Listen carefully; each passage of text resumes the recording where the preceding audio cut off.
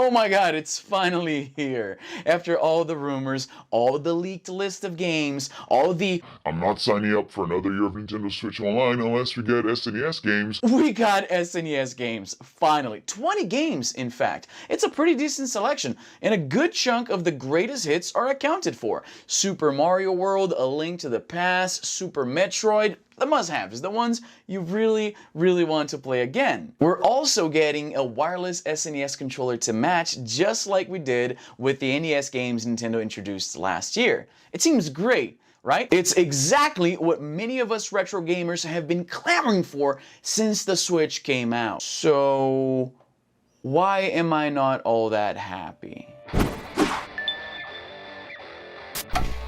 Nintendo's retro offerings on the Switch are a far cry from what even the 3DS brought to the table. Whereas you could pick up even Game Boy games on the 3DS's Virtual Console, Nintendo waited almost 2 years to give us NES titles on the Switch and nothing else, just NES. It's really weird to have a new console come out and omit features that the previous one had, and I do understand that the nature of online marketplaces when it comes to older IP has changed since the time when the Virtual Console debuted on the Wii, but that doesn't mean I have to like it. I get it, it's more complicated to do these licensing agreements nowadays. Companies are able to just resell them outright without the middleman, but it still bothers me. From a consumer experience standpoint, all that matters is I could get these games on the Wii, the Wii U, and the 3DS, and I can't get them on the Switch. But now we got NES and SNES games. And on the positive side, at least we don't have to buy these games piecemeal. With an admittedly pretty affordable Nintendo Switch Online account, you got 20 NES titles right out of the gate with more games being added every month. And I'll give you this, my initial who cares about NES games anyway point is now moot because, hey, we got Super Mario Kart. It aged horribly, yes, and there's basically no imaginable reason to replay that when we have things like this now. Can you actually see that? There you go, it's Mario Kart 8. But Super Mario Kart, oh my god, that game, that was the soundtrack of my childhood, no exaggeration. Also, I will say this, the rewind feature present on the SNES games is, though not exactly new to emulation, super convenient, and I found myself using it way more than I ever did on those other emulation solutions that had similar options, even if it does completely annihilate the challenge in pretty much any game. As many expected, Nintendo was likely holding out on the SNES titles until the service's first anniversary to serve as an incentive for people to sign up for another year. The more cynical among us saw this as Nintendo doing the bare minimum to keep people interested in the service, since improving on it in any other substantial way is apparently too much work. How weird is it that in 2019, if I want to play a co-op game on my Switch, I have to use some stupid app on my phone to actually talk to my girlfriend, at which point I might as well just actually call her on said phone, which is what we actually do when we play Marvel Ultimate Alliance 3, to give an example. How bizarre is it that we have to basically exchange social security numbers or something to add each other as friends? And after doing all of that, essentially all that you can do is see what the other person is playing when they're online. No party system, no message inbox, you can't compare game stats. You can see what games they have and how long they've played them for, and you can unfriend them. That's about all you can do. Also, holy shit, Bob played 245 hours worth of Smash? How do you still suck at it? Anyway, the SNES games we ended up getting did indeed match many of the titles quoted in data mining from all the way back in January, if you remember that, with some notable exceptions. For instance, the data mine results hackers found included games such as Contra 3, Super Mario All-Stars, and Super Punch-Out, which we didn't get, at least not yet. On the flip side, we also ended up getting games that weren't cited in the data mine strings, like Joy-Mac 2, which, strangely enough, a personal favorite of mine, and Super Tennis. Who cares about Super Tennis? No, Super Tennis is cool. I'm glad to be able to play these games on my Switch, but as I've mentioned before, it feels like too little too late.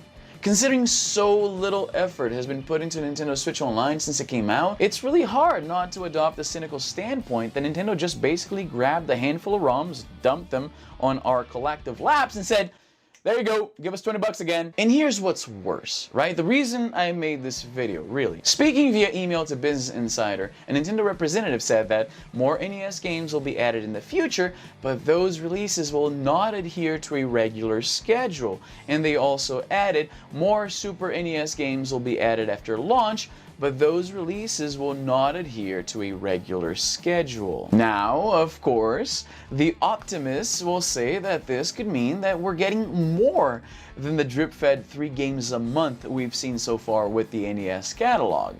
However, what's far more likely is that we're going to get way less than that. I mean, there's no reason for them to phrase it almost like they're preemptively apologizing for the lack of frequency. At least that's how I read it.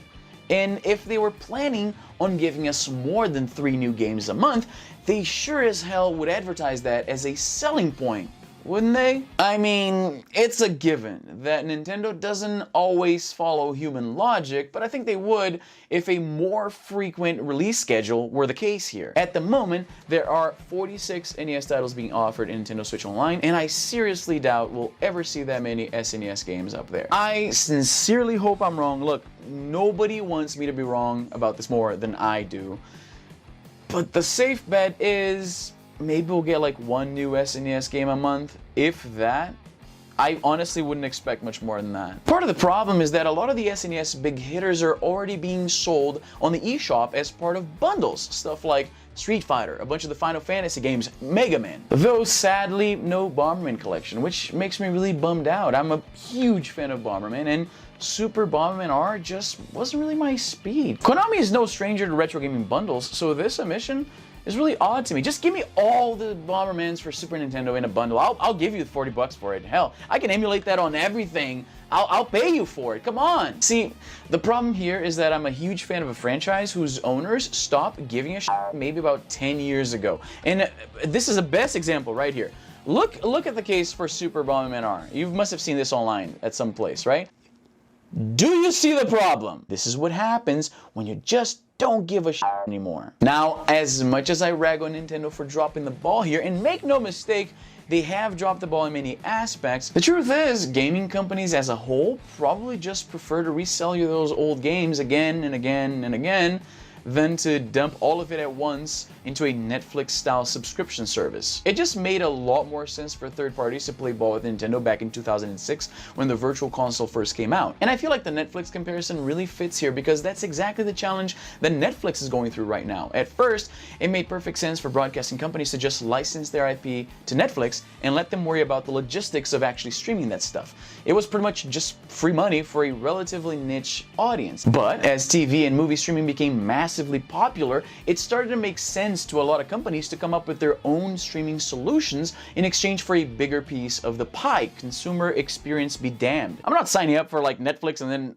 15 other streaming services. I'm sorry. And that's where we are with Nintendo Switch Online right now. Sure, Nintendo could bring us a lot more of their meaty first-party legacy content, but the reality is the entities that own a lot of what made the 16-bit generation so iconic would much prefer to just sell you those straight up for every new console until the end of time. The problem is, I feel like I'm stuck in the worst of both worlds because I'm getting nickeled and dimed by these gaming companies for my retro fix, and I also don't get to legally replay Super Bomberman 4. But hey, that never stopped me before. Anyway, that's what I think about Nintendo Switch Online, SNES, and all that stuff. What do you think? Let me know in the comments down below. Follow me on social media. I'm super active on both Twitter and Instagram. If you follow me there, you see behind the scenes snippets and stuff like that. If you're into that stuff, maybe you're gonna like it. Oh hey, I almost forgot. 99 Vidas, my indie game based on my Brazilian gaming podcast of the same name, is now available on the Switch, which is my favorite way to play the game. 99 Vidas, which by the way means 99 lives in Portuguese,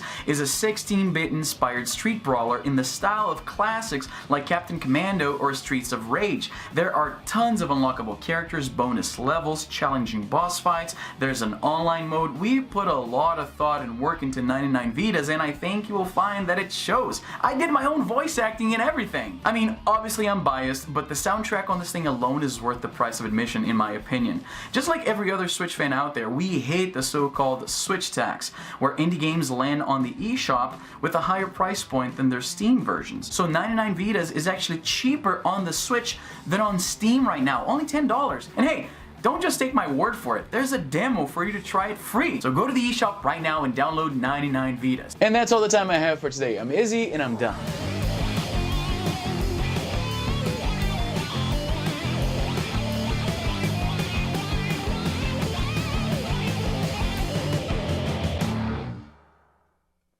And I will also say this, the rewind feature present on the NES